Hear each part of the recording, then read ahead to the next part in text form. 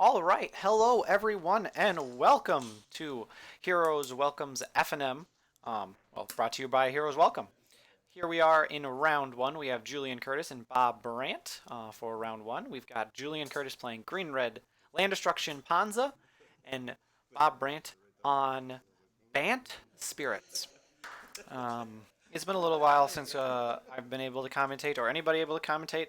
Again, my name is Philip Beyer, and I'm going to be the commentator here for Friday Night Magic.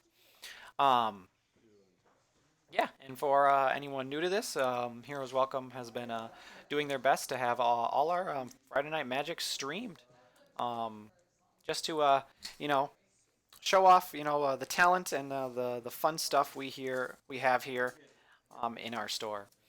It looks like Julian has started off with exactly what he wants, a mana dork. Bob Brandt looks like he's holding up a path to exile, potentially trying to get a creature. Um, he can he can path to exile, but it'll really just trade a land. It'll get untapped anyway. It kind of turns an Arbor Elf into a land. And looks like Julian has just got enough ramp, and we can see if he can get his game plan online. Looks like Bob just wants to get as many spirits onto the battlefield as possible. Julian has assembled a lot of accelerants. One of the things that are very important for this deck, you want to have some ramp on turn two, and hopefully land destructions on every turn you play. He followed it up with the Birds of Paradise, and Bob has uh, played. Ooh, I think I know that card. I believe I know that card. I'm going to try to name that card, but I don't think I'm going to be able to. Um, but I know what it does, and it searches up whenever it is the target of a aura. It gets to do something. I will get this card right up. All right, looks like Julian has a Bloodbraid Elf into a Blood Moon, shutting off Bob's two lands, which is an incredible thing. Blood Moon being one of the premier hate and disruption cards in the format, and Julian playing what probably should be about four. So I can't find the card. I believe it's Talon Wisps. Talon Wisps.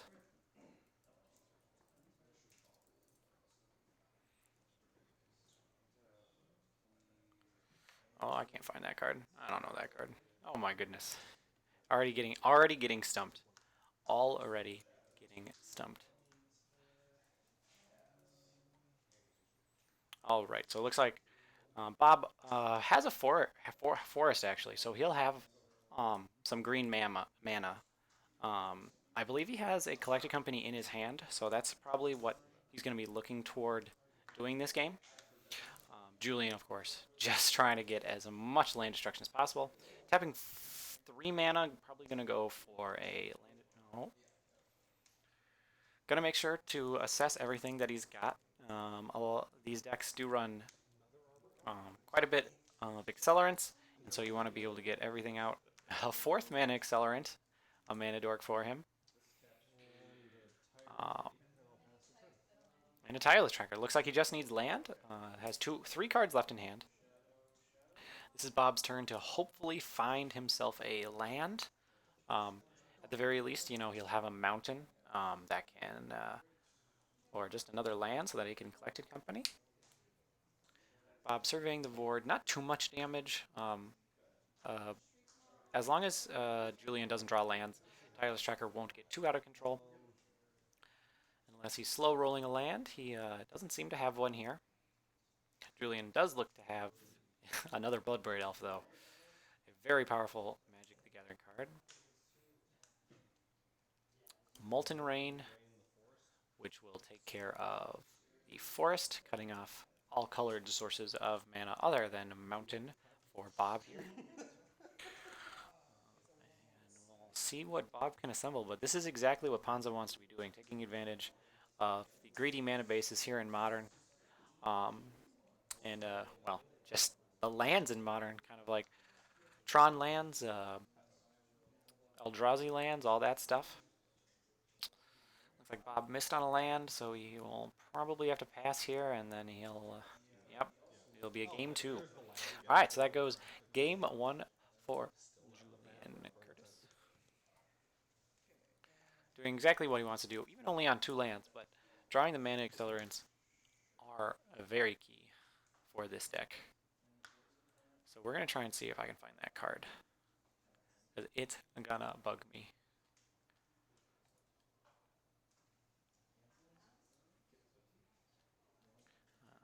So Bob is probably going to want to look for any artifact disruption that he has. I did finally find the card, I believe. Tallow-Wisp. I was super close. Tallow-Wisp, whenever you cast a spirit or arcane spell, you may search your library for an enchanted creature card, reveal it, and put it in your hand. So Talon-Wisp helps find um, auras to buff up your spirits. Bob's probably got Geist of St. Traft, which works really well with equipment or enchant spells, which is very strong against a deck that primarily their only removal is damage sources like Anger of the Gods or Lightning Bolt. So it'll be interesting to see um, what Bob will be able to bring. It looks like they've already got the cards up. Bob's got a Meddling Mage, a Supreme Verdict. He's got a lot of controlling cards on top of his spirits. He's got a Ley Line, but I don't know. I don't know what that will do against Julian. Julian's only cards that can interact with a player are usually Lightning Bolt, or that's about it. That's about it for Julian's deck from what I can imagine. Julian's got a Utopia Sprawl in his hand, which is really strong. Mana Accelerant. Um,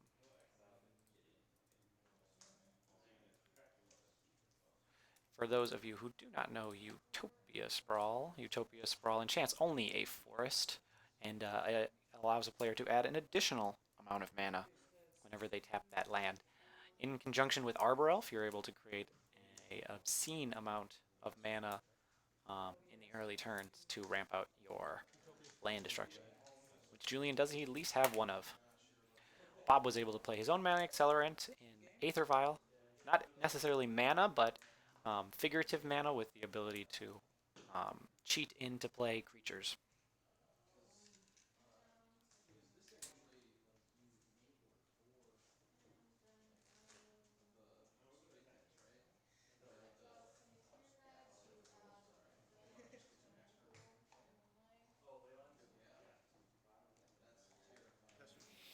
All right. Looks like Bob might be missing on land here, which is good news for Julian, but bad news for Bob. All right, so he has a forest, so he doesn't have another red, so it has to be Molten Rain. Oh, now he has the triple red, or the double red at least. So he is named red on the Utopia Sprawl, and now he has Molten Rain, the basic island for Bob. Aether Vial goes up to 2, so he's able to cast a spell. So he has that Meddling Mage, but I wonder what cards Bob is scared of. He saw 3 of the Bloodbraid Elves last game. 1 from one of the Cascade triggers, and then 2 from being cast. So we're going to get a confirmation on what was.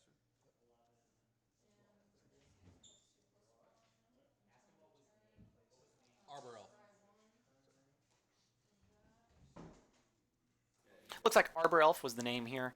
Doesn't want to create way too much mana. Oh, he actually is unable to cast that. So that'll stay exiled. Julian actually could have put that back on the bottom of his deck.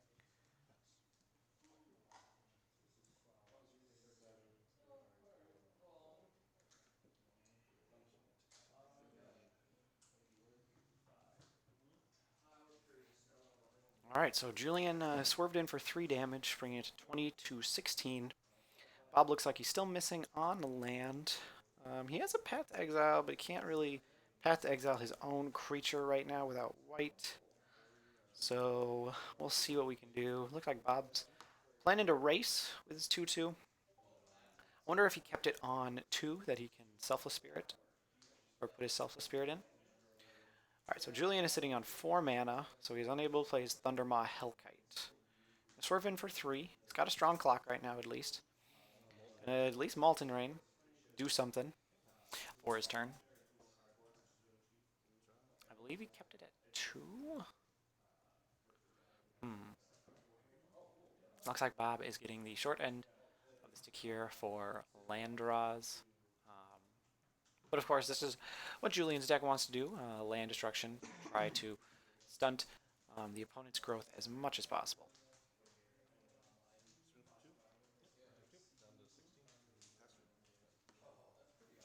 Alright, swerving in here for some damage. 16 to 13, a race still being won by Julian. Now with that forest, I believe the Thundermaw Hellkite will come down. It won't create a 2-turn clock. It'll only be... oh no, it will create a 2-turn clock. 8 damage each turn.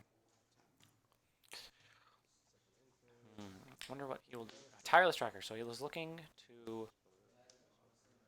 Ooh, put it at 3. Spell Queller actually was able to secure a card with that. Now he's gonna play the land and pass the turn. That was a might have been a misstep there for Julian, but he's in such a commanding position that I wouldn't want to worry too much about it. Geist of Saint Trapped, which looks like also a card that Bob can vial into play, which he's gonna do main phase. Yeah, and so Julian is gonna have a Thundermaw Hellkite, which is still a 2-turn clock, but Bob will have a chump blocker for next turn. I'm thinking right now he wants to keep back the Meddling Mage so that he can... Ooh, is that 2 Thundermaw Hellkites in Julian's hand? If that is so, that might spell quite a bit of danger here for Bob. Even without the mana, Aether Vial is allowing him to stay in this game. And swinging in for 4, putting him down to 12. The Geist of Saint Traff counts for 6 damage, so if he could find 2 damage, like a Diagraph Captain, which I can pull up.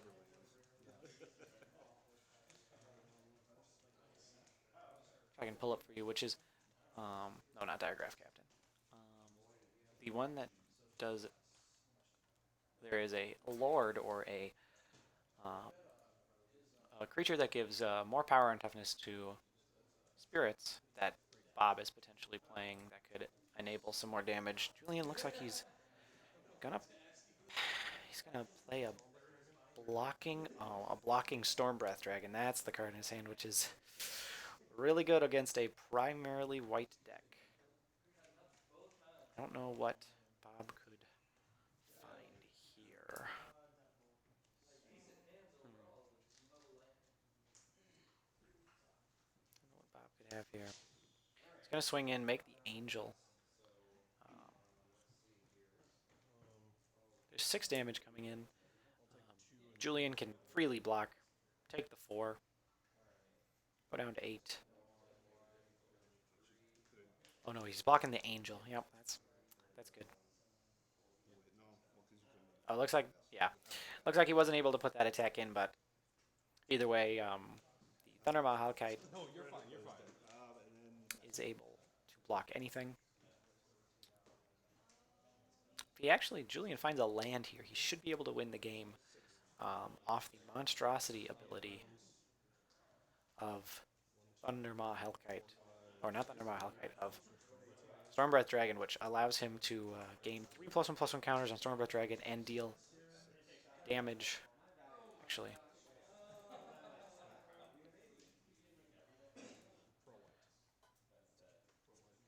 it does to each opponent, so it actually goes through Leyline of the Void, which I can pull up here. Allows him to get damage in to Bob Brandt directly and win the game here for Julian Curtis on green-red Ponza. But looks like a little bit of land problems, which is to be expected. in most cases against um, land destruction decks. Bob um, missing on some land, showcasing a lot of interesting cards, showing that spirits can be very versatile. You can add a lot of controlling elements in addition to your tempo cards like Geist of St. Traft and stuff like that. Trying to use some collective company, which is open. All right, so we will be back for the next round. We're gonna have 4 rounds here for Friday Night Magic. Yeah, stay tuned, and thank you for watching.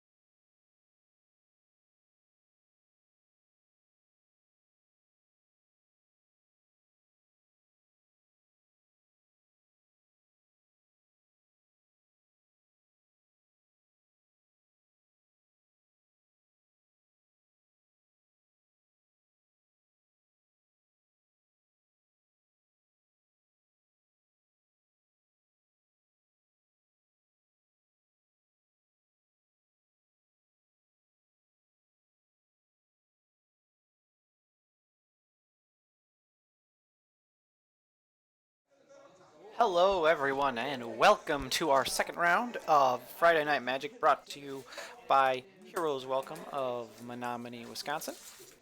Again, my name is Philip, and I'm going to be bringing you our second round here with Sam Jackson and Brennan Weldon. Um, we have green-white constructs, some hardened scales stuff, +1/+1 counter synergies on Sam's side, and then Brennan's side is working to get his life total down real low and capitalize with um, Death Shadow is a strong, aggressive, um, and controlling threat. Uh, Two decks that I don't think we've particularly had on camera, which is super cool to see some different things going on here for Friday Night Magic. Looks like Brennan's hand has at least a cantrip. Um, I'm not quite able to most uh, see any of Sam's hand, but he'll be looking for cards like Walking Ballista, Hardened Scales, or a Noble Hierarch to accelerate him. Brennan has found a blue source to get that Serum Visions down on turn 1. Brennan down to 15. Only has to get 6 more damage to at least give the Death Shadow power. So yeah, no, super cool opportunity to be able to commentate here for Heroes Welcome. We have a great crowd here. A lot of love for modern magic. All right, so now we get to see the hand. Looks like quite a bit of planeswalkers. He's got the land. So Thoughtseize here, coming from Brennan, getting down to 13. Um, I'm thinking Brennan wants to maybe hit one of those early threats. He's not going to take that Gideon. Gideon's a little slow, still needs white too. Karn is really, really strong, but a well-timed counterspell might hit that better. Arcbound Ravager gets taken. Alright, see if Sam can top deck a mana accelerant. Can't quite see what he did, but he did not draw a mana accelerant. Alright, Brennan.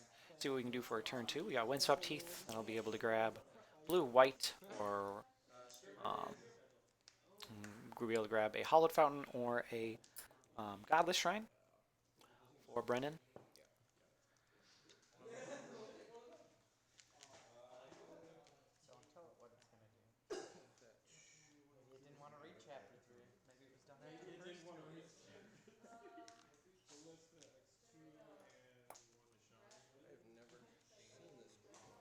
One sec, we're gonna make sure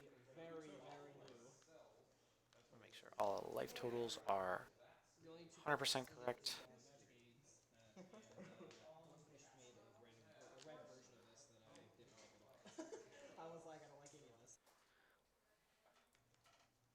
Let's go.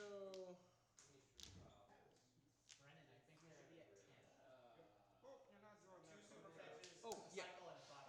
Good catch, good catch. Thank you. Alright, so we got the life totals correct.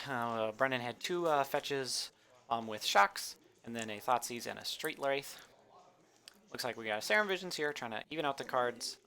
Brennan should have 1, 2, 3, 4, 5 cards in the graveyard, so this should be a turn 2 Taziger, the Golden Fang.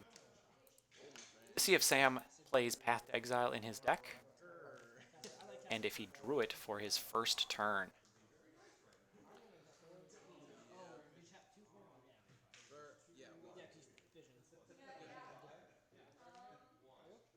Alright, this Taziger is going to be a big threat here for Brennan, putting out an enormous clock in comparison to the 1 construct or Steel Overseer that Sam has.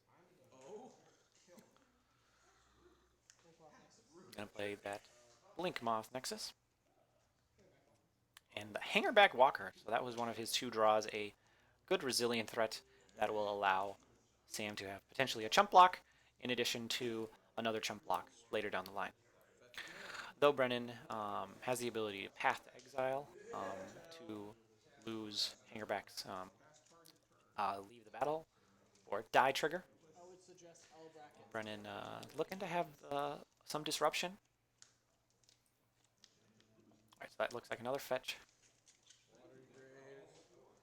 Looks like we're fixing the camera a little bit.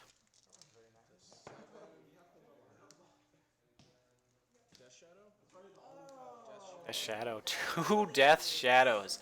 That, if that is not a clock, I'm not 100% sure what will be.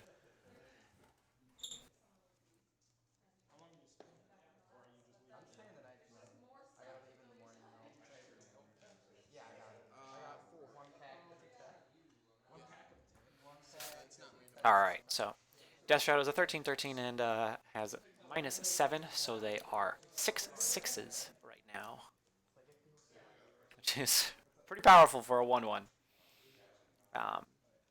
Sam has a chance to squeeze out wins with a Blink Moth and Flying, as Brennan has not drawn a potential Lingering Souls yet.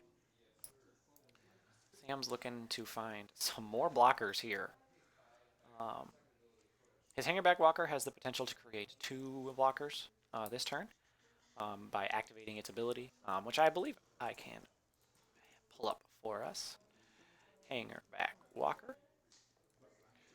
Hangerback Walker enters the battlefield with X +1/+1 counters on it.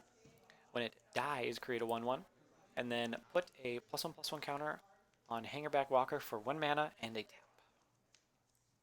Now he's played Metallic Mimic, naming Construct, and wherever a Construct enters the battlefield, it can get a little stronger. Alright, Mox Opal, there's the mana accelerant that Sam was looking for. He's not going to deploy the...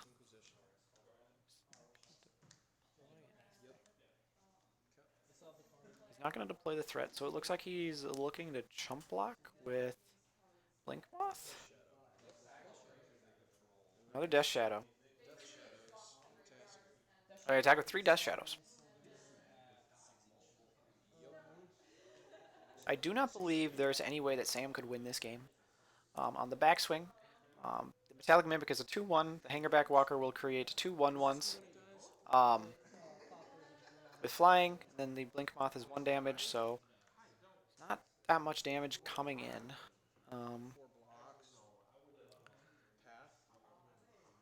Oh, he's actually just gonna, well, 4 blocks. That's a wonderful last card to have. Sam will actually get to play Gideon if he has a Plains in his deck, which actually could be a game saver here.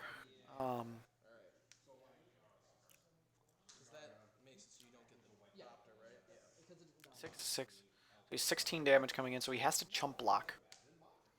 Got the forest because, well, actually that's he will be unable to play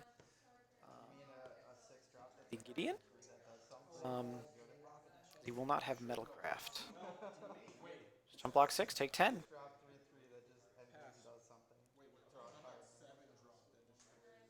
Alright, I don't know what the play. Maybe he's hoping to draw a land. I don't think there's gonna be anything he can do here. That does not create Metalcraft. Actually, well, he can activate. He can activate it, but then he can activate the Blink Moth to create 3 artifacts. 1 second.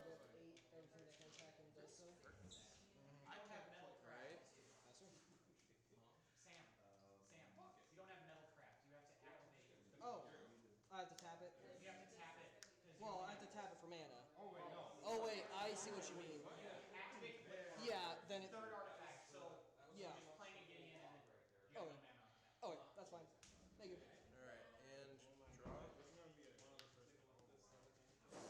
Alright, so Sam has to tap his Blink Moth to issue Animate it. He'll plus. The Gideon is forced that all creatures must attack Gideon. Gideon will die. And then Sam still has to deal with the enormous board that Brennan has created. Sam can create 2 blockers. He can play the Karn and create a dude and then have a blocker. But I think then at least 10 damage will get through. barring any card that Brennan has drawn, like a Fatal Push or a Stubborn Denial. Yeah, so we're gonna scoop this up and give this a first game to Brennan on Esper Death Shadow. Pretty pretty convincing game. Sam didn't really get to do what he wanted to do. The Mana Accelerant was a little late. Oh, he's bringing in Fatal Push. He's got Stony Silences.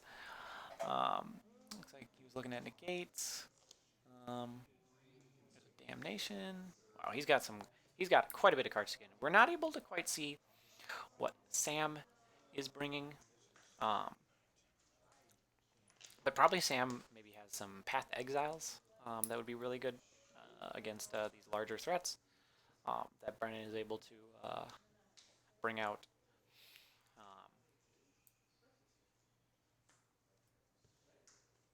yeah. So Brennan's probably he's looking away at maybe some of the discard spells and the Path to Exiles. I think he's going to want a couple Path to Exiles because the Path to Exiles hit. He didn't see it, but I think because Path to Exiles can hit the Gideons if they turn into creatures. Um,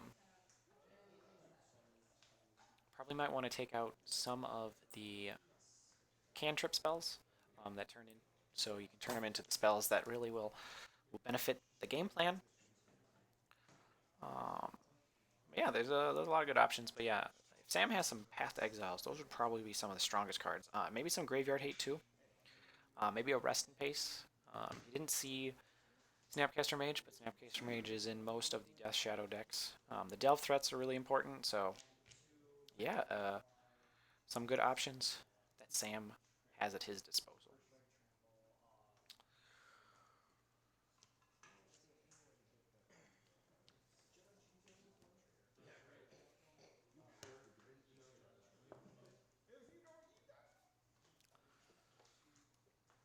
Doing pretty good on time here. I think that game only took about under 10 minutes ish.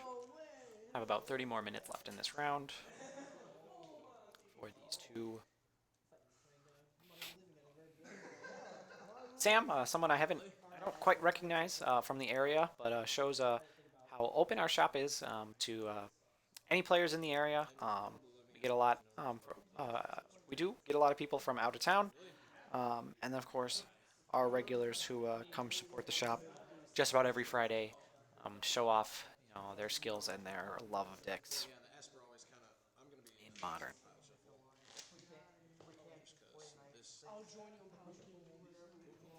All right, shuffling up for game two. We're gonna do a little bit of pile shuffling here. Um, Shouldn't take up too much time, but yeah.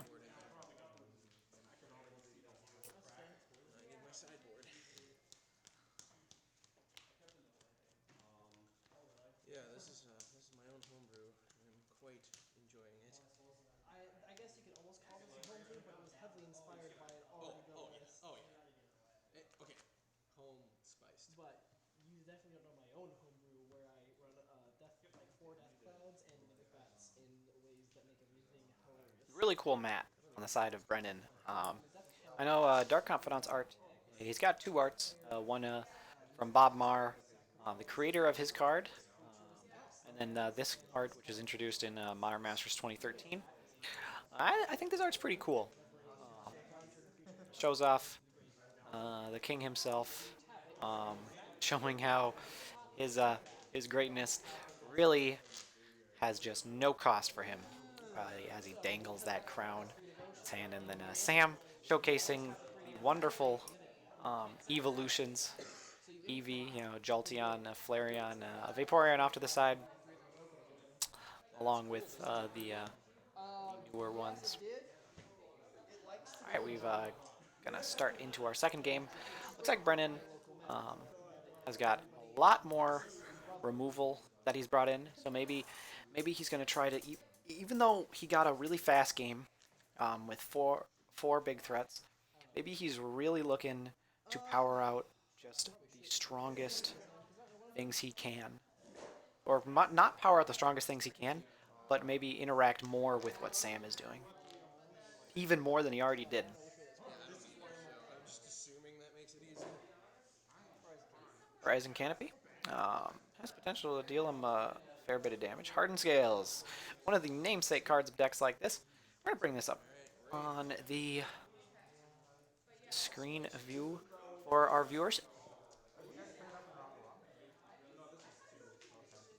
If one or more counters would be put onto a creature you control, that many +1 counters are put onto the creature instead. So it adds another counter every time. So a Hangerback Walker for 2 now becomes a Hangerback Walker essentially for 4. But gets those 2 counters instead. Brennan's going to start off 2 Death Shadows. 2 Death Shadows and a Hollow Fountain all the way down. Jeez, this is fast, that's for sure. How stubby that actually. Make you pay more. Looks like he's just trying to get a spell, just trying to get a kind of like a Force Spike. Interesting, he's actually going to let it resolve. I wonder if... Yeah, so he's going to let that slide. Another Hardened Scales. Oh boy, that's pretty dang good. He just gets 1 big creature, and that's pretty good. He's 1 more artifact. But yeah, no, it looks like he's really banking on his next threat to be the one that will hopefully create all the advantage he needs from these scales. Full super fetch or whatever. All right. Fetch probably get that Godless Shrine. Let's run out a. Good card not only for having black, but also to lower the life total of the Death Shadow player. I know Brennan's really been enjoying his deck. Kind of new to Modern. Looks like we're going to shove those cards off to the side. We know they are there, though. Taziger for 2. All right, we got a blocker at least. I will pass. For whatever potential thing comes Brennan's way. Walking Ballista would be for 5 here, actually. No, for 4 here. Let's see what we're going to do here. 2 Darksteels, so that is online. So this is going to name Construct. He's actually just going to pass the turn, so we're kind of missing our crucial pieces here. We got a Fatal Push. It's really clean against that creature in particular because it didn't generate value when it came in or left, or when another creature came in or left. So it looks like Brennan's just going to ride this Taziger into victory, hopefully. And then Sam's plan is to find a threat, sacrificing the Horizon Canopy. Hasn't lost too much. He's lost a second colored source, so he needs to find another colored source if he wants to play a double green, double white card. The Hangerback Walker for 3. Path to Exile will cleanly answer this card. He'll get his land. Looks like he passed the turn, so now he's going to just draw. Drew another land, but now Taziger can be activated. And with potential flips off of Taziger's ability, which I can bring up for those who maybe do not know Taziger the Golden Fang.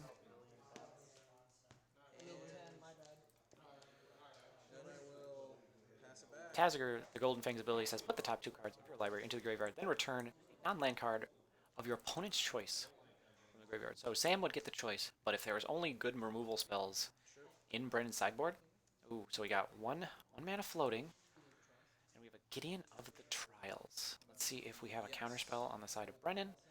But this is a decent card here, because Sam can lock down essentially the Taziger. The Taziger will not deal any damage. Now Brennan's looking at activating the Taziger ability, like we just noted, and see if he can get a card that can hopefully interact.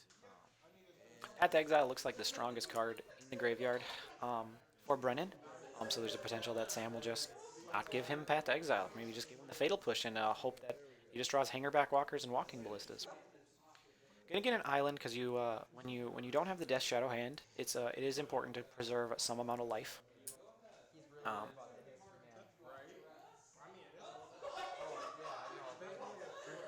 Top 2 cards looks like We're going to move it over into the screen. Oh, Lingering Souls. Path to Exile. Fatal Push. Fatal Push. Oh my goodness gracious. This is a good Tasker activation if I have ever seen one.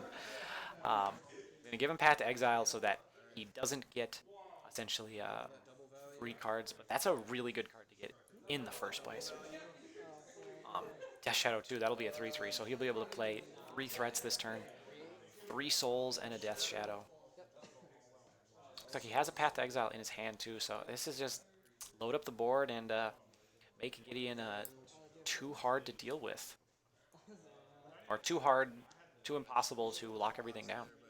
Sam looks like he has 1 card in hand, and this Gideon. So we're looking for something like Walking Ballista to really take care of a lot of the creatures on the field. Snaring Bridge. This will lock down quite a bit.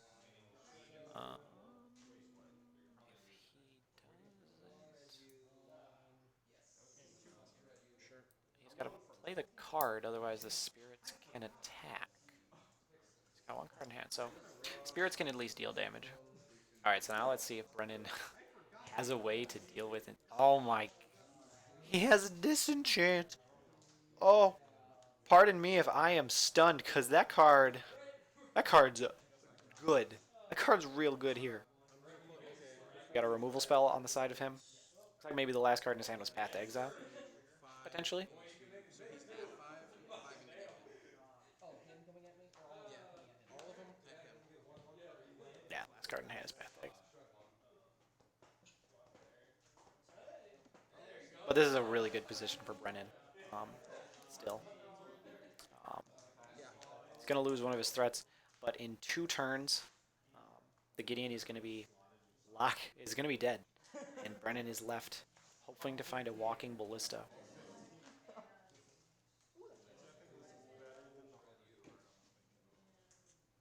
Nothing like desperation. Alright. Cutter. And Flashback those Lingering Souls, and we got a lot of creatures on the field. Walking Ballista seems to be the only out here, and even that just stems bleeding. That just trades pass her back. pretty much itself for those spirits,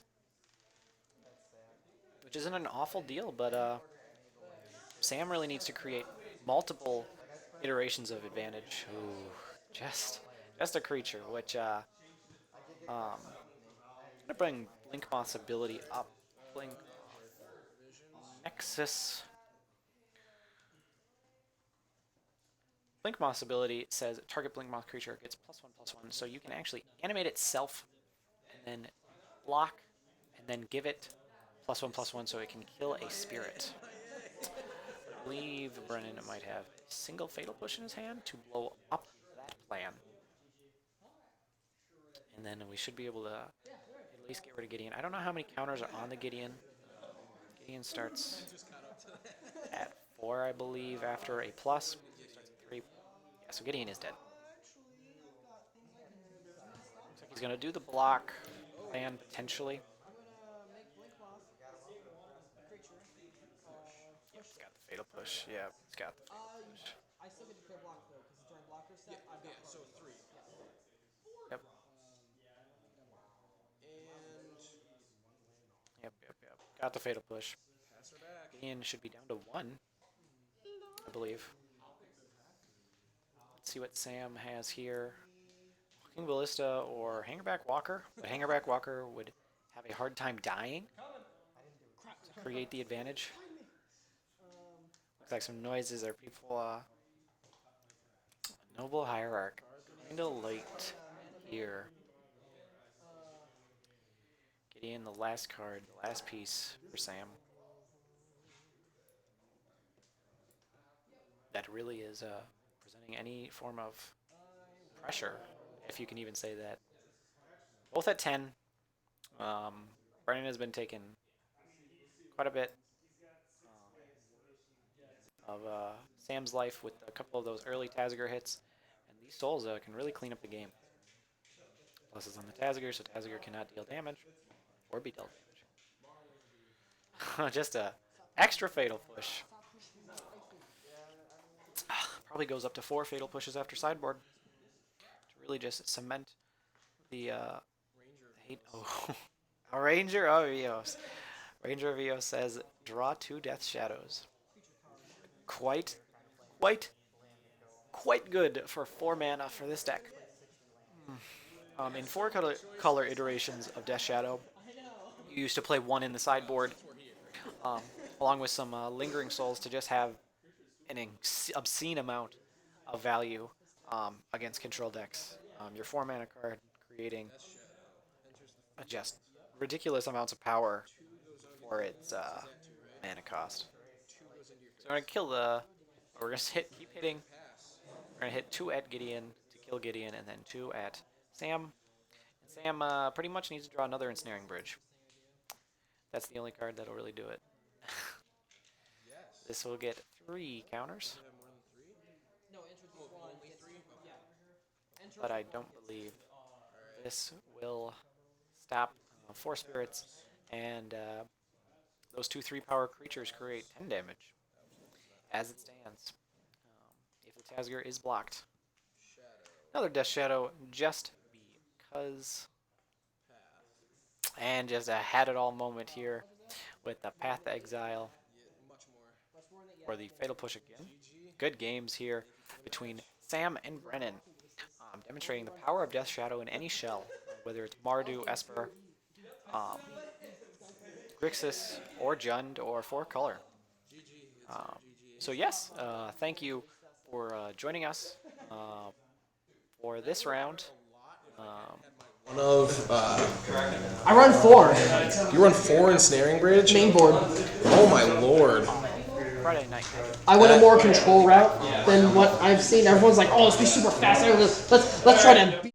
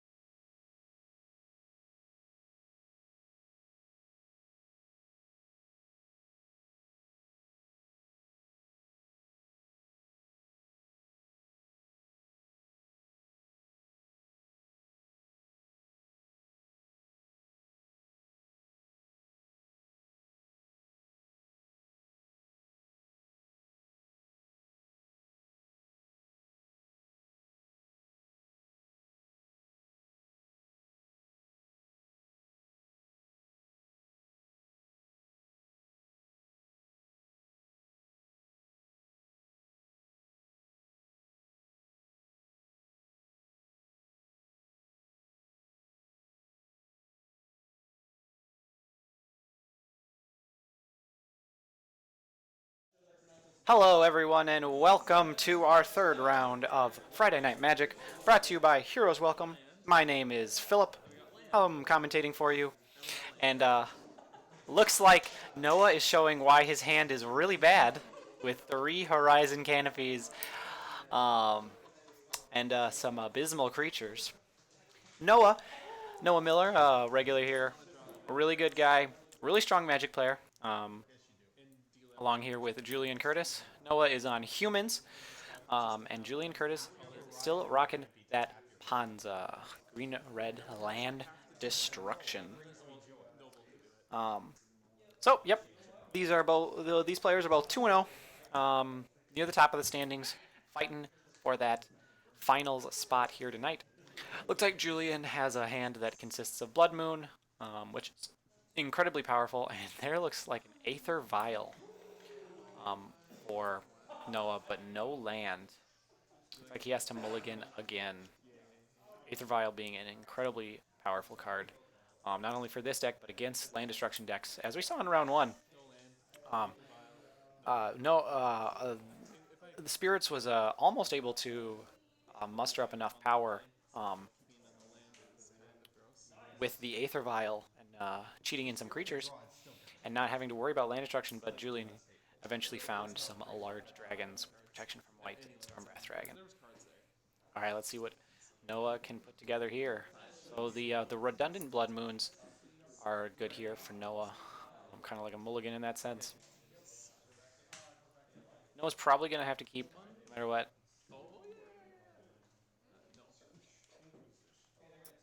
Quick, get that Scryan. Some nice friendly magic here. Just playing a quick land, passing the turn. Alright, so we've got land, and that land will at least replace itself. Ooh, we got a champion here. And a Kitesail freebooter. So we got a redundant Blood Moon. So he's going to be taking a Blood Moon. And that's it. And if he can ride this champion to victory, I think, yeah.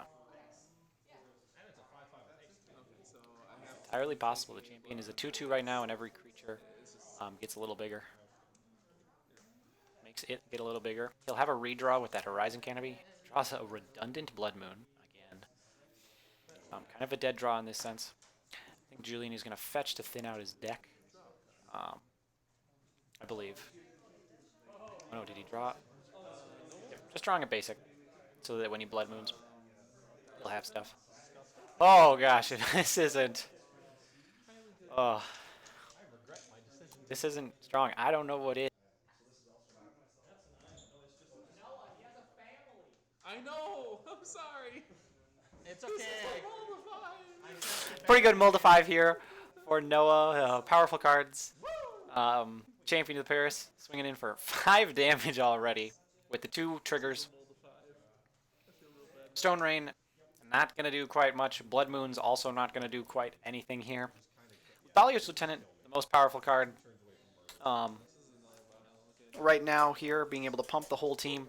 Showing off his miscut Mantis Rider, too, which is really awesome. Oh, look at that. All 4 Blood Moons near the top of his library. A lot of those are different styles, too. Maximum tilt factor here. But Noah Miller gets the first game here. Alright, so looks like we're going to get those Anger of the Gods, potentially Kitchen Finks. Looking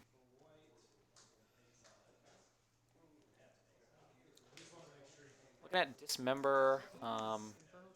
Noah's what might be good here is being able to take care of early threats. Even that Gut Shot. I don't know if he's looking at that Gut Shot or not. Gut Shot's really good at killing one of the 6 mana dorks at Julian's disposal between the Arbor Elves and the Birds of Paradise. Looks like Noah's bringing a lot. Really has to be really controlling the Rex Sages for those Blood Moons to unlock his mana. That game demonstrated how important Aether Vial could be, but Blood Moon really didn't have an effect. Looks like he's going to bring out some of the clunkier creatures. Thinking he's thinking of keeping in Kessig Malcontents. We're going to bring out some of the um,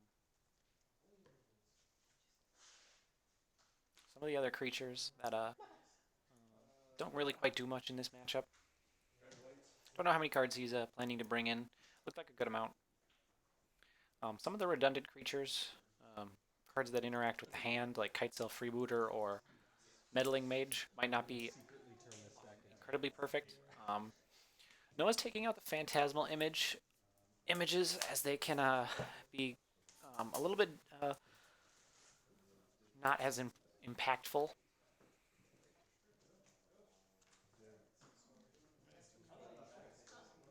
Noah, a expert in his own right at this deck. Really, really powerful deck and a really smart player.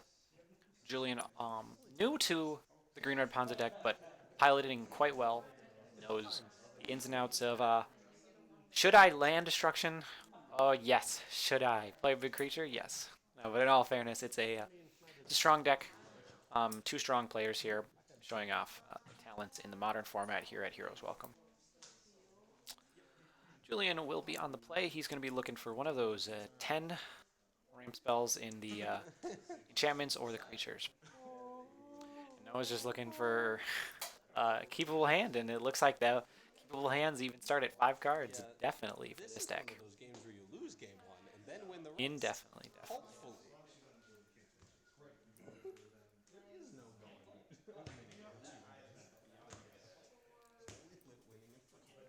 All right, shuffling up and presenting for game 2 here.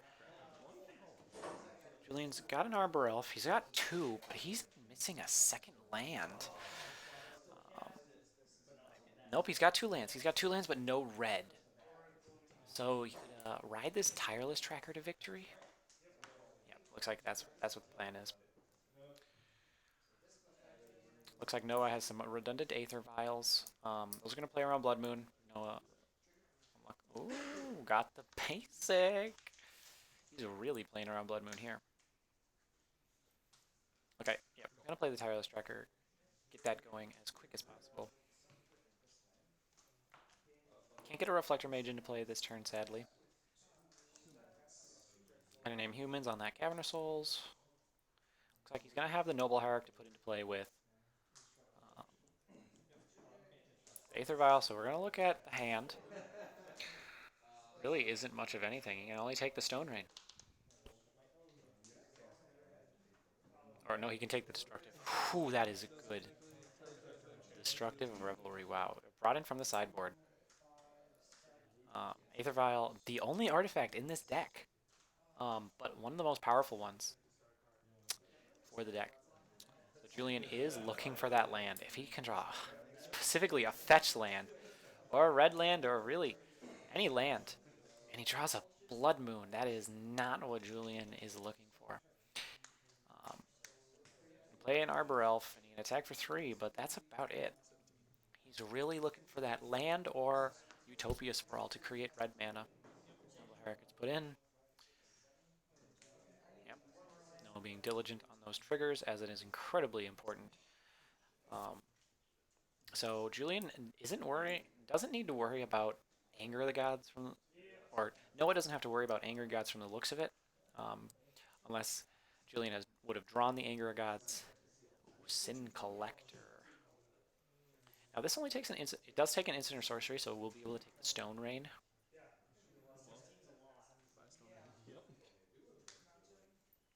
So it does get some value. And swinging for 2 in the air. Pass of the turn.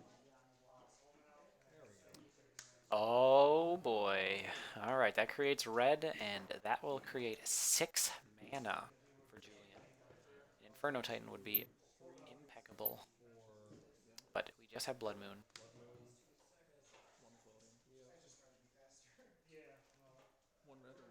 That's all we're looking at here. Julian can't swing because he would definitely trade off with the... he would definitely trade off with the Sin Collector. that is a good trade for Noah. Sin Collector got his value and taking out another creature. That's exactly what Noah's looking to do. Sin Collector is a human, so it has the chance to get Valius Lieutenant triggers. So let's see what we can muster up here for Noah. Julian does have a good board. Really, what I'm saying, a land unlocks his hand ridiculously. Looks like another one-drop, 2 champion of the Parishes. Oh boy, so he's going to be able to play champion into... Oh.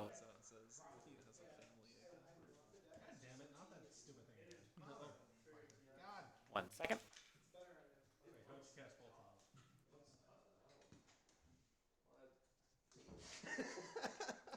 Looks like he has noticed the white that he needs to create. Mantis Rider. Only increasing the clock. Again now, Anger of the Gods is very live here. Very live. Attack for 4.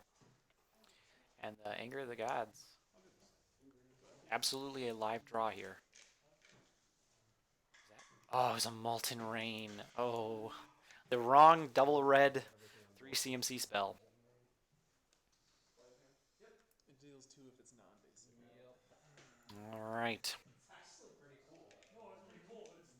Yeah, this looks like potential lethal damage. But this Obstinate Baloth coming in to stem the bleeding. One of the champions has 3 counters and the other champion has 1 counter. I could get blown up by a board wipe. Came in second. Like Kessig Intense is the last card in Noah's hand, which will do 1, 2, 3, 4, 5, 6, 7, 8 damage. So Noah is looking to do that. Probably second main phase. Yeah.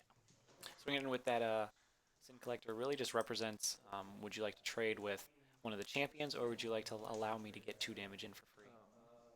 4 damage. That could potentially be lethal. 8 to damage. 5, 6, 7 damage? 8 damage? You're at 1. Yep, no Anger of Gods could save him there. Yep, and Noah Miller in a quick 2 games that shows the strength of humans and his skill of the deck. And piloting against Julian Curtis on land destruction, which missing a little bit of land, sadly. But yeah, that will do it here for round 3. Again, thanks for joining us here, being a part of our Friday Night Magic here at Heroes Welcome. Yeah, we will be back with round 4. So thank you again for joining us. I'm like in 4 groups, but I never actually.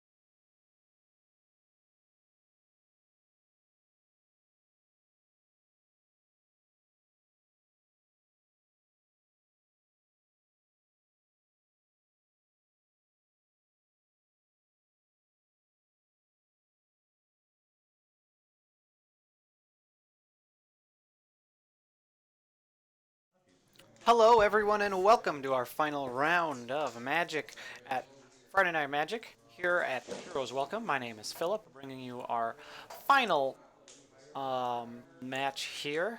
It will be Abzan on John Larrabee's side versus Humans on Noah Miller. They were both 3-0, competing for 4-0, and the winner of Friday Night Magic here at Heroes Welcome. So, from what I can imagine, Jonathan's deck is a Abzan mid-range deck. From the looks of the name, and then Noah Miller's deck, the classic Humans deck. Looking to out aggro and super synergize against a good number of the field. Looks like Noah's looking at an Ancient Ziggurat hand with an Aether Vial, and he's looking for a land, but he'll bottom and hopefully get it. Start with a land and a Inquisition. Really powerful stuff here.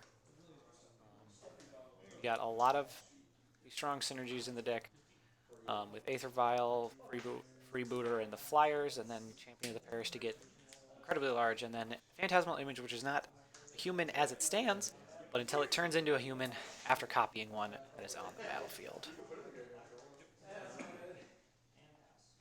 John's definitely got some cards in his hand.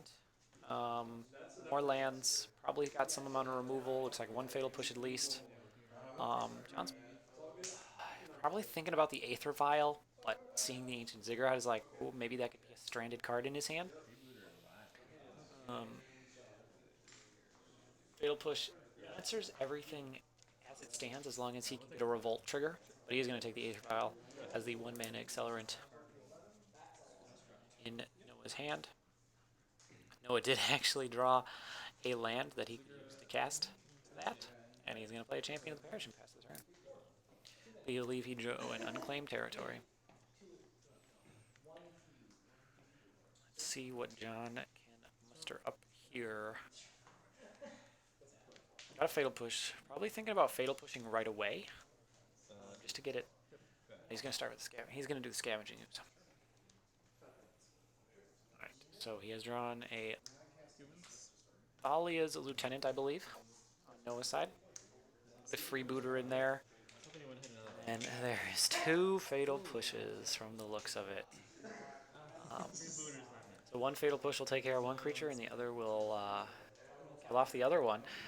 So he'll kill the Freebooter and then be able to kill the Champion of the Parish, and then John will be left with lots of cards. So he's going to take the one card that isn't redundant as it stands. Going to offer up a potential trade. Seeing all the removal spells in John's hand. Ship the turn back. So John probably, unless he drew a Liliana here, or he's probably going to hold, he's going to probably eat one of the creatures right away.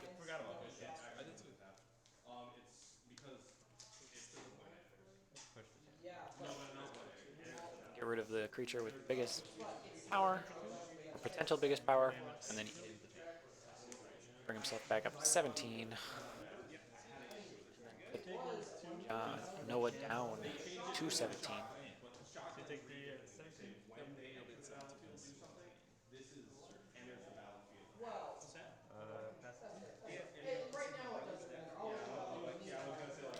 He's drawn a third lane. So now we can actually play the Mantis Rider. And the Mantis Rider can do quite a bit of damage here. At least 3.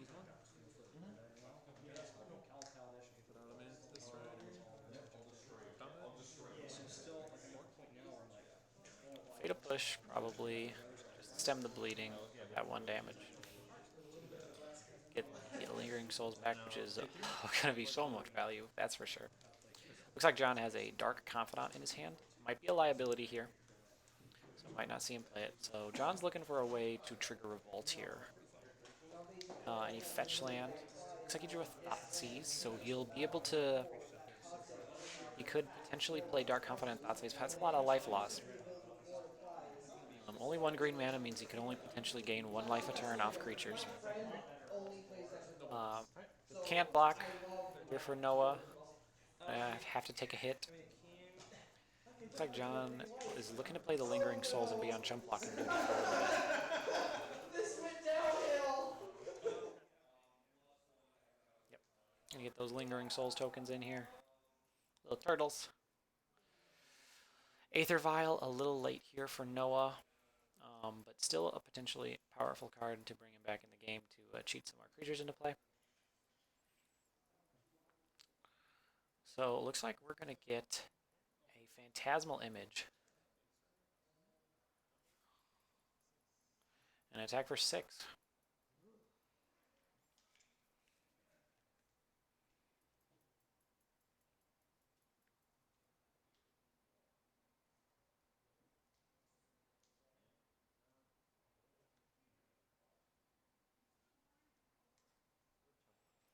Alright, gonna just chump one of them.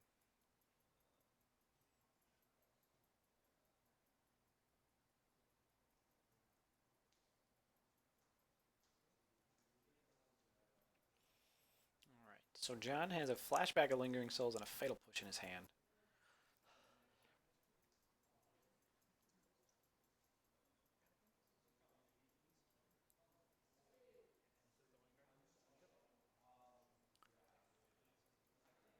So he has got a way to trigger Revolt. So he can now kill the Mantis Rider. Either one, actually, now. But killing the original is... Alright, gonna swerve in with the Scavenging Ooze. The Fatal Push, a potential blowout here, so the double block is not the strongest play that Noah can muster up.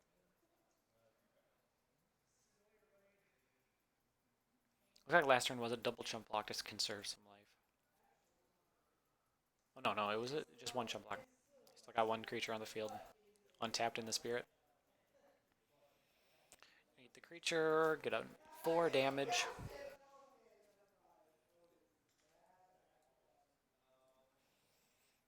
Probably looking at that Flashback of Lingering Souls here.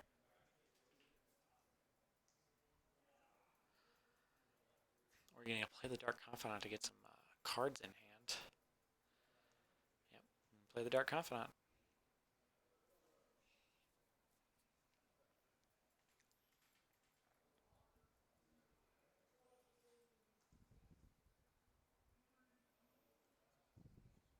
Reflector Mage. Reflector Mage is really strong here, actually.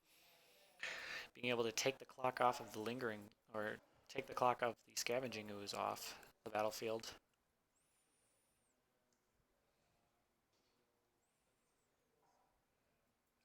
Potentially opening up a window for Dark Confidant to deal some strong damage to himself for John.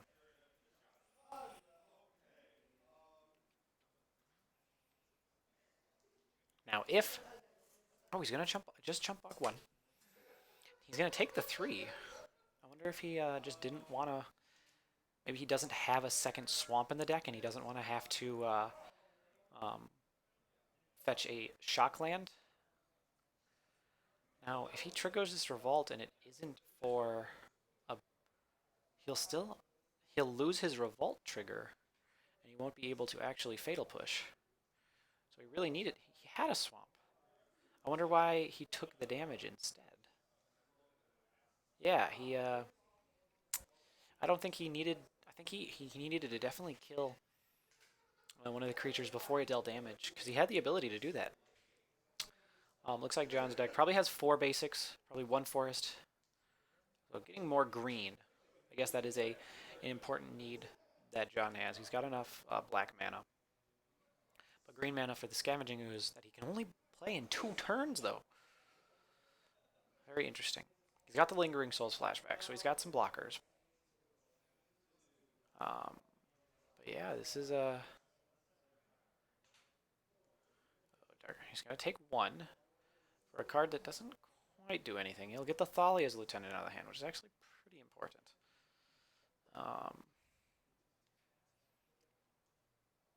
So I think what John's going to do is he's going to offer up the Dark Confidant.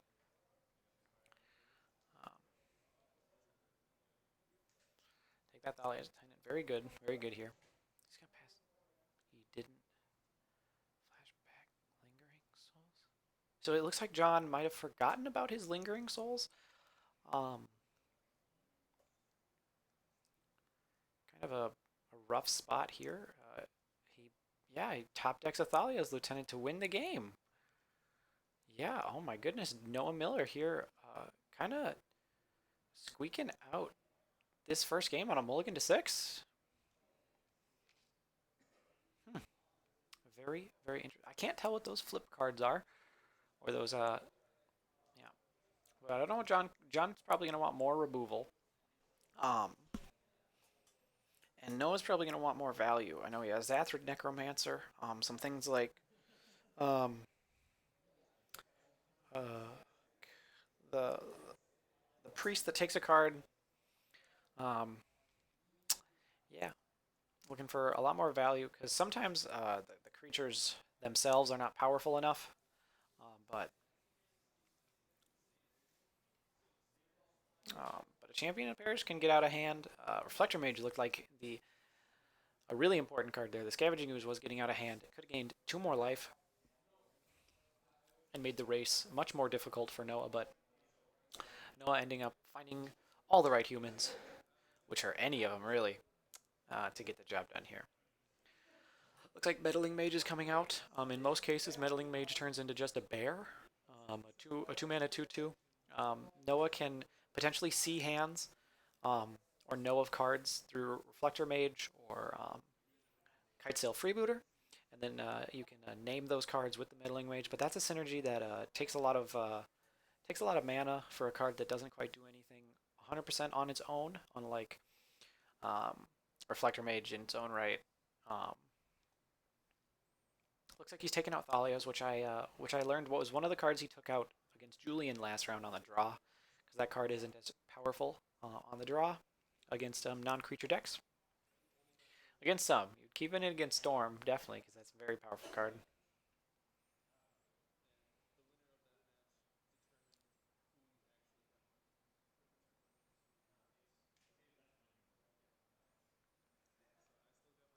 Both very good players. I know John, I don't believe lives in town, but is able to visit and participate in our FNMs here. But Noah, a well-known guy in the area, loves this deck, and as everyone here loves this format. A really good time here. You're at Heroes Welcome Friday Night Magic. So John had a really good hand there, but it looked like kind of didn't find exact ways to deal with cards. I think he had what he needed, but he just didn't play it out. Maybe in the best of ways. So Noah's looking for mana accelerants, and John's looking for interaction. Looks like Noah has a keepable hand. It's got 2 lands, an Ancient Ziggurat and an Unclaimed Territory at the least, 1 champion to the parish. John's thinking, oh, I don't know what. No, I mean, no one knows this deck better than I do, but he knows that he can still win the game even on a mulligan. I know it's tough to win games against discard decks on the draw and against their discard while you mulligan, but I think it's still powerful enough to be a potent deck even on less cards, as we saw against in the 3rd round for Noah. See if we can get a good 6-card hand here for Noah. Aether Vial, Noble Hierarch, the Strong Threats, and Mantis Rider. That's what he is looking for here. Or Champion of the Parish. Looks like lands and spells. See from Coast. It looks like 3 lands. With humans, that's kind of where you want to stop. You want just 3 lands. He's going to keep it. He's going to keep most spells on the top of his library. So it must have been a land or a really bad spell on the draw. Alright, so we got to turn 1 discard. Where you want to be. 3 lands, 3 spells. Thalia's Lieutenant, Kitesail Freebooter, Sin Collector. I'm thinking John's going to want to take the Sin Collector because that's a guaranteed um, 2-for-1 as the card gets exiled. Kitesail Freeboater's card does get exiled, but it has the ability to come back if Kitesail Freeboater leaves the battlefield. Thalia's Lieutenant is not as potent when the board can't get really clogged with humans. Um, so that probably isn't the most important card. I'm thinking Sin Collector is the strongest pick here. It looks like John has a turn 2 Dark Confidant, which no, it looks like a Scavenging Ooze in his hand. Yep, Sin Collector to take.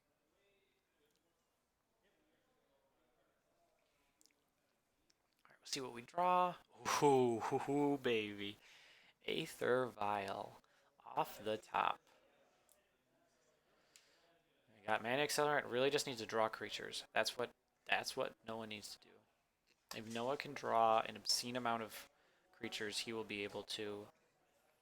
Like Reflector Mage is what he wants within the next couple of turns to really turn the race. He draws a Horizon Canopy.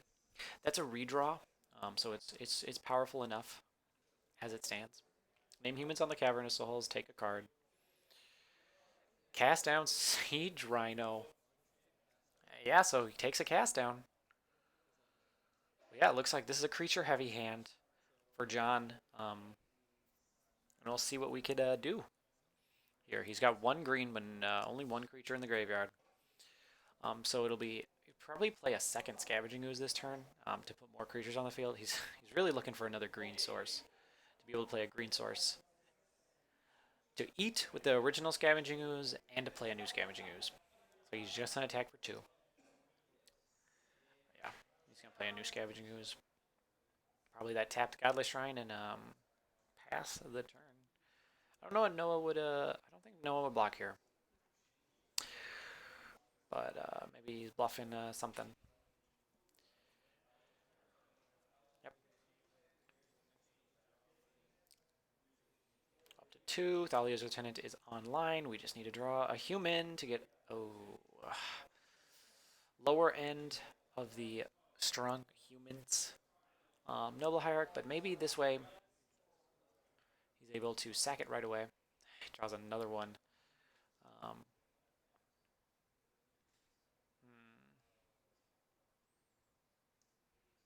might just pass. No, he's gonna get in the air. He's gonna get in the air for 3. At least turn it into a racing situation. That the Siege Rhino is gonna make the race tough, but I think Noah has a chance here if he can draw a really powerful card, like another Thalia's Lieutenant or a Mantis Rider. John, I don't know if John drew a land either. John is important. It's important to draw land for John to get the Siege Rhino down. A fetch land would kind of still be good, but it would at least kind of make the life part.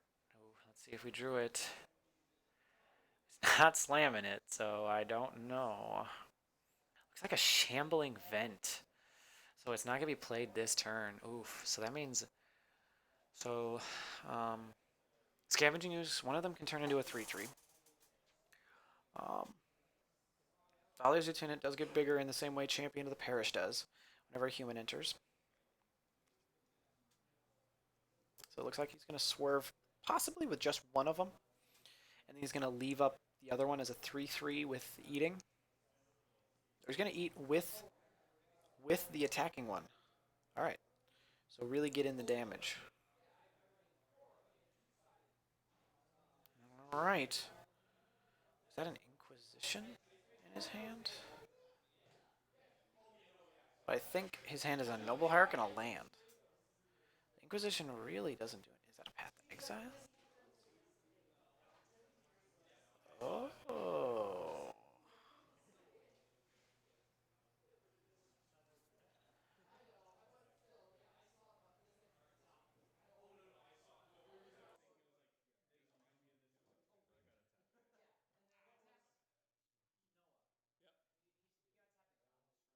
I did. I just caught it right now.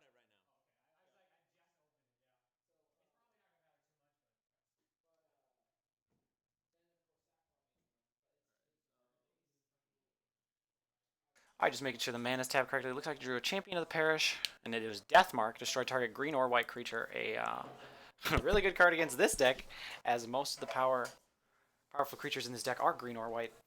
Champion of the parish, now a 2/2. Got a 2/3 Kitesail Freebooter, which is going to come in for 4 due to double Exalted. Alright. So the last card in John's hand is a Siege Rhino. Alright, so it looks like he's going to be priced into playing that this turn. He really can't do much of anything else here.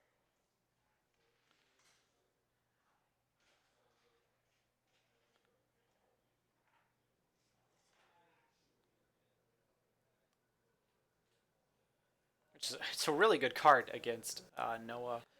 Ooh, maybe he drew Lingering Soul. No, Liliana. Liliana to kill the Noble Hierarchy that doesn't have a counter.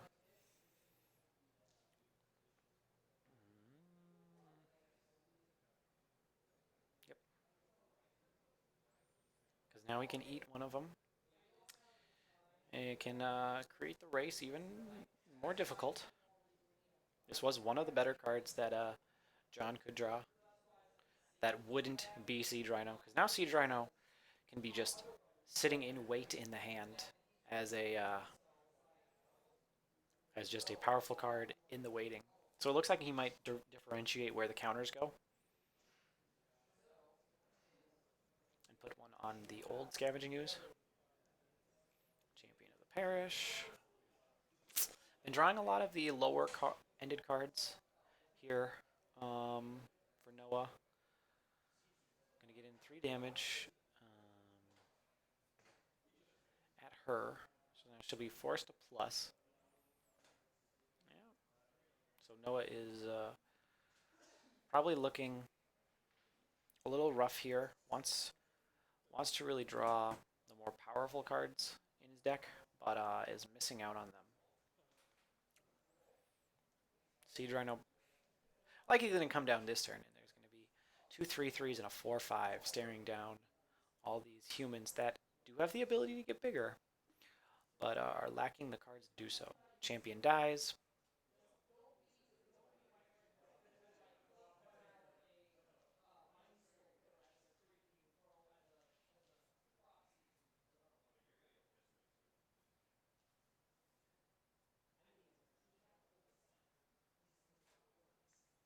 A lot of damage coming in, 6 damage with the potential to turn it into 7 damage. Siege Rhino down to 3.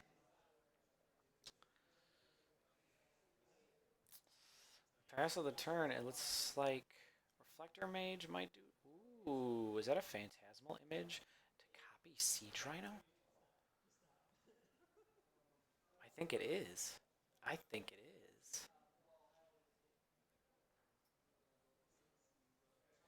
Yep, and now he kills Liliana.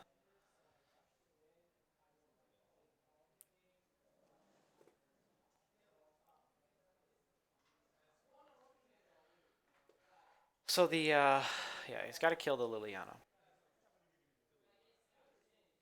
Alright, so the 4/5 can now block in front of the Siege Rhino. Removal spell here is pretty much game over for Noah. So let's see what John has drawn with 2 cards left in hand. The likelihood of a powerful spell being left over pretty dang high.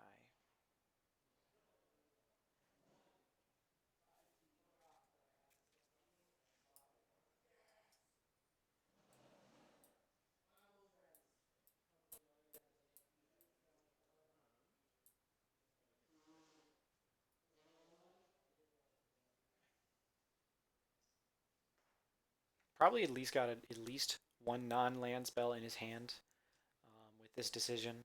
Yeah, reading this, checking if and how he needs to get rid of that. Another Siege Rhino. If this is not good, I don't know what is. Noah will have to draw another Phantasmal Image at this point, I believe. Otherwise, he'll have to go into chump blocking mode.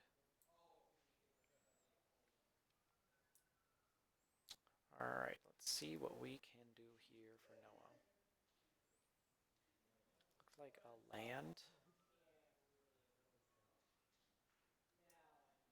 Looks like a land. Yeah, looks like a land. Looks like another seafront coast.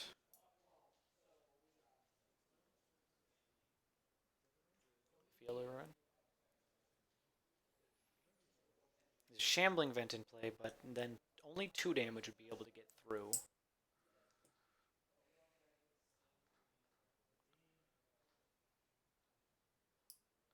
And with trample damage, I believe this will do it for Noah Miller.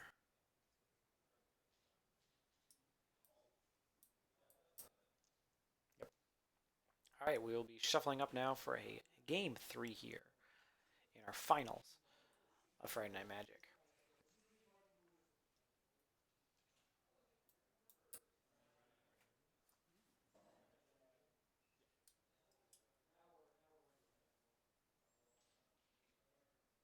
I don't know what cards Noah is looking to take out. John's hand was a very creature-heavy hand. Looking at Golgari Charm. Looking at different removal spells. More situational, but still powerful in their own right. I don't know what card he's looking at there. On the top, it's a white card, though. I know Noah is looking to keep a 7-card hand with a mana accelerant, maybe even just a turn 1 champion that gets giant off of lieutenants, but yeah, this is a game where Noah can keep a hand without the fear of discard coming along, at least getting to keep the most powerful spell in his hand if it is a Noble Hierarch or a Aether Vial. That game, Aether Vial, wasn't as important. I don't believe he vialed in a card. Maybe he vialed in 1 card. He vialed in the... I don't know if he vialed in the Thalia's Lieutenant, so... But like... So it looks like he's siding... Looks like John is siding out some Thoughtseizes and bringing in some different removal. Or different cards in general.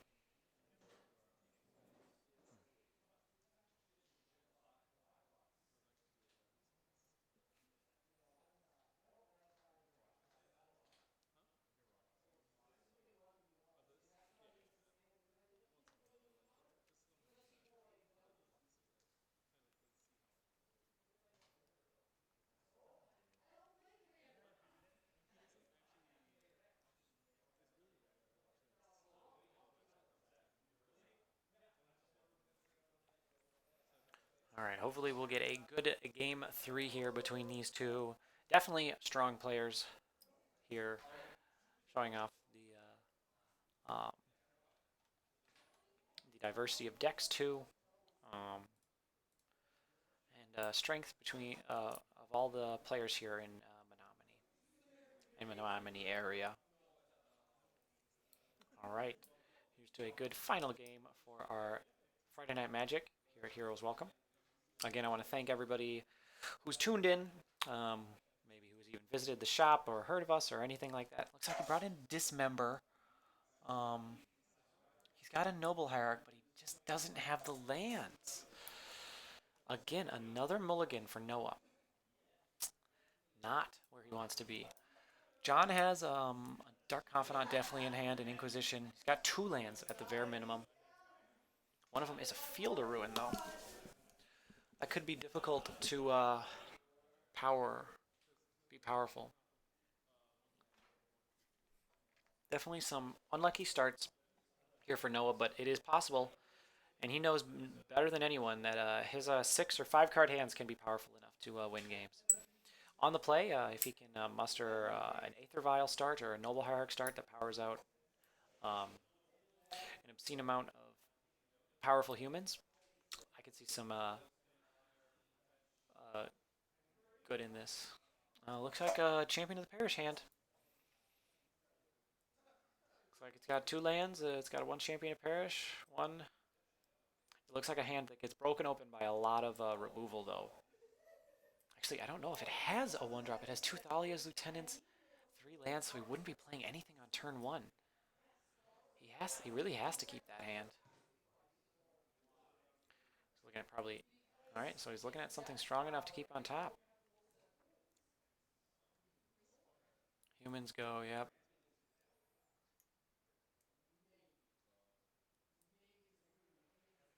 So he's got a fetch. Are we looking at green-black with his verdant catacombs? Overgrown too.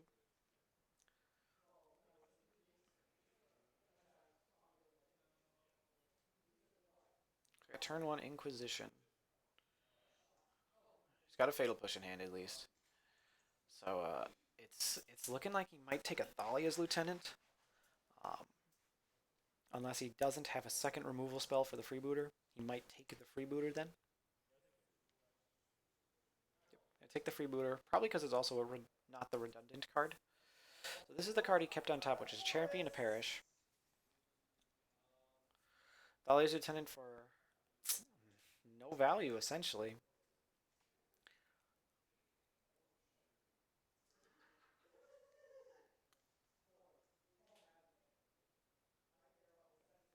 I might play the Dark Confidant here or hold up the Fatal Push. I'm going to play the Dark Confidant.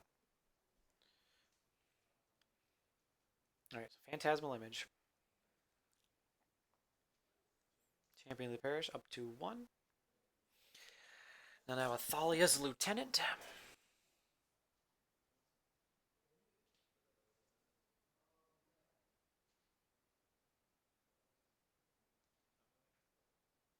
Swinging in for 4, put him down to 13. Dark Confidant flips a Siege Rhino here. We have a much... Ooh, that's a 3. That's that, like, even if he played it this turn, plays that this turn, he'd have to have an untapped black source to kill the Thalia's Lieutenant. He can get a swamp. It goes down to 9. If that's what his play is going to be.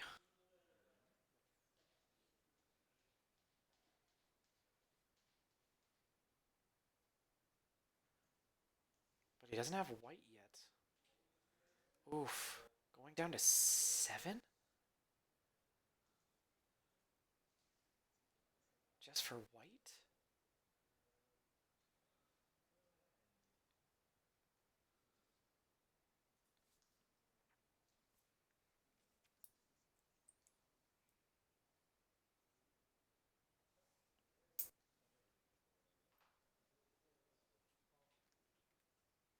Maelstrom Pulse, Thalia's Lieutenant. That's a 2-for-1 you want to see. And he'll have the Fatal Push next turn for the Champion of the Parish. That's pretty strong here. That would be a reason to... now he's got the Chump Block too. So now he can play a Champion of the Parish and then copy the Dark Confidant. Oh no, another one. Attack, and he's going to probably Chump Block. He's got a Chump Block, I think. Yeah, it's pretty easy Chump Block. Dark Confidant drew 1 extra card, blocked 4 damage, 5 damage. If he's got a... If he had an untapped black here, he could Fatal Push and Liliana. But it looks like he does not have an untapped black. I don't think he has a second black in the first place either.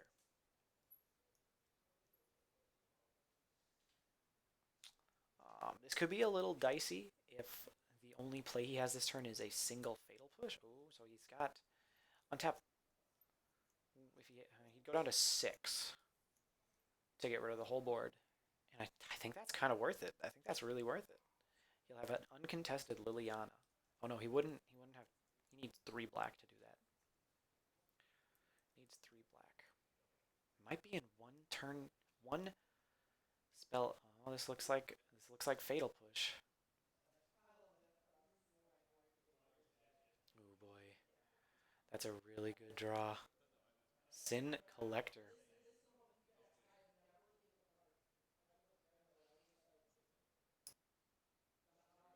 And in response, Fatal Push. Hopefully there's an instant or sorcery left. There is an Inquisition he can take. He can hit in for 2. And now, if John feels the need to Siege Rhino, Noah has the Phantasmal Image left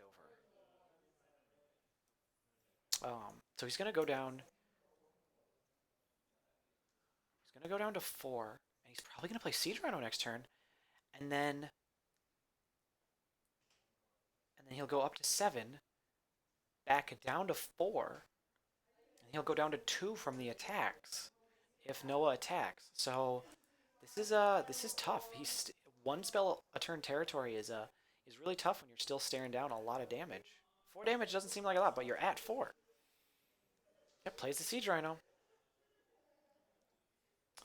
Swap 3 life. Now, Noah's looking for a 1-drop here. That's a Thalia, I think.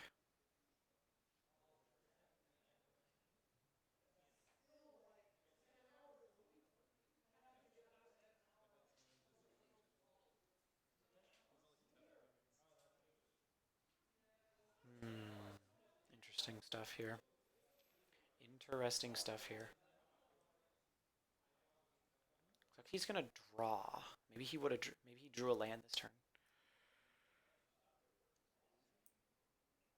It looks like a Thalia.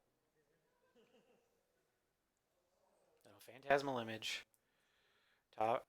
Targeting the Siege Rhino from the looks of it. That's really the best. Really the best line he has.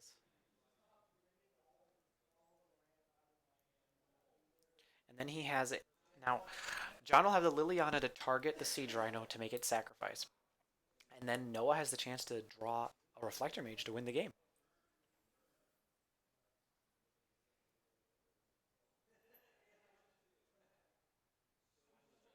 Or another Phantasmal Image.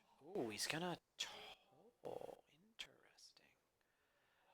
This is quite interesting. Playing around remove... Interesting. I don't know about this one.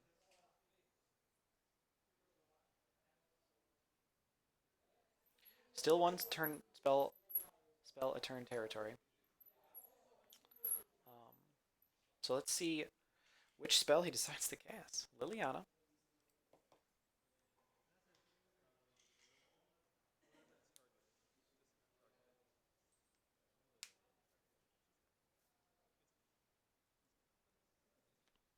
He's got a block. Oh, wait, what?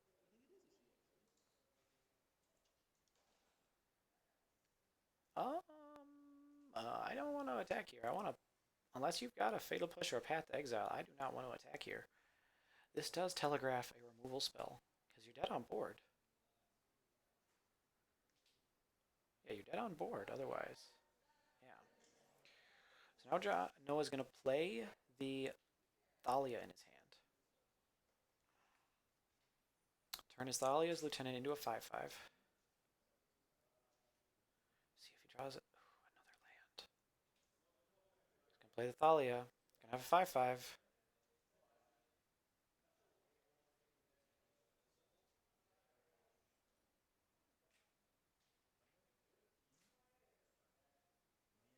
I think he has to attack Liliana.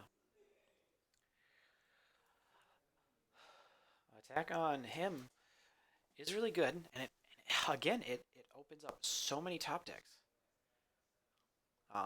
Reflector Mage, Phantasmal Image, so many things. Noah has a lot of life to work with to get these top decks. It was a bummer that Horizon Canopy. John really needed. Maybe he has a removal spell in his hand. That's what he might have been banking on. I don't know where this Thalia's Lieutenant is going. I think at Liliana is the best because it forces either a kill on the Siege Rhino. Oh, he's going down to 2. He's going down to 2. So a removal spell on one of the creatures plus the Liliana activation is ridiculously good here. So he's got 1 Field Rune in hand. Plays that for turn. Plus on the Thalia. So he's either got something or he doesn't. What could he have? Tireless Trap? No, I don't think Tireless... No, that's so good. It's... At this point, it is now... Oh, what It's now Phantasmal Image or Bust, I believe.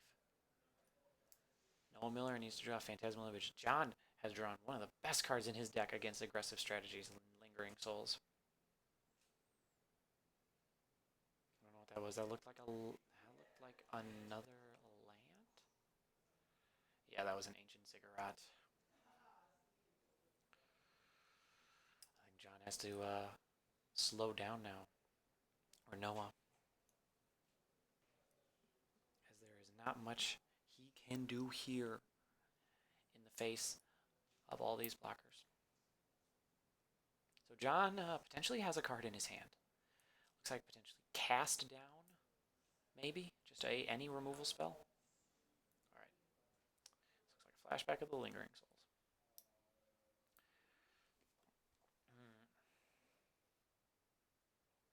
Got some spirits now.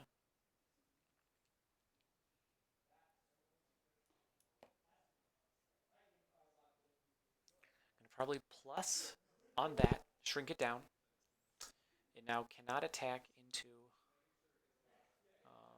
Siege Rhino.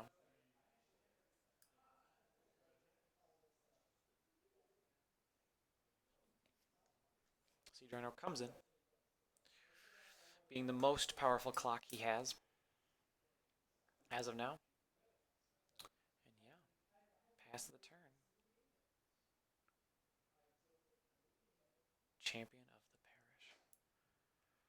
the parish. Noah is looking at probably one more turn.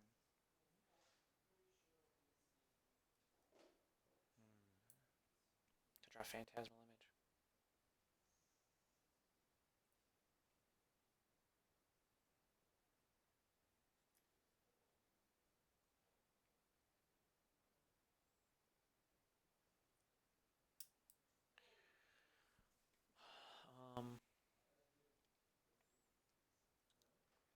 So create double chump blocks.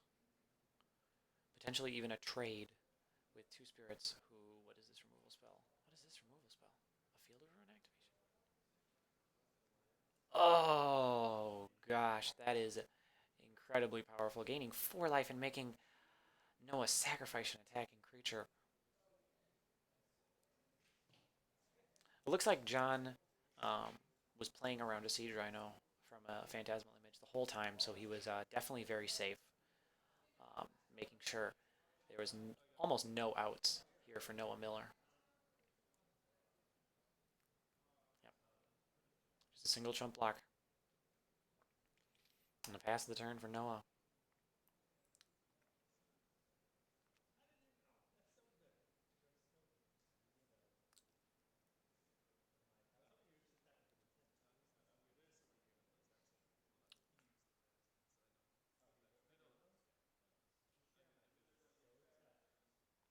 Banter, probably talking about this, the fact being game 3 and whatnot. Killing the champion off.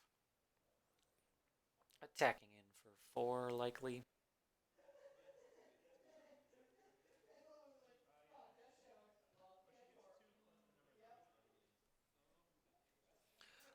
Noah can't give evasion.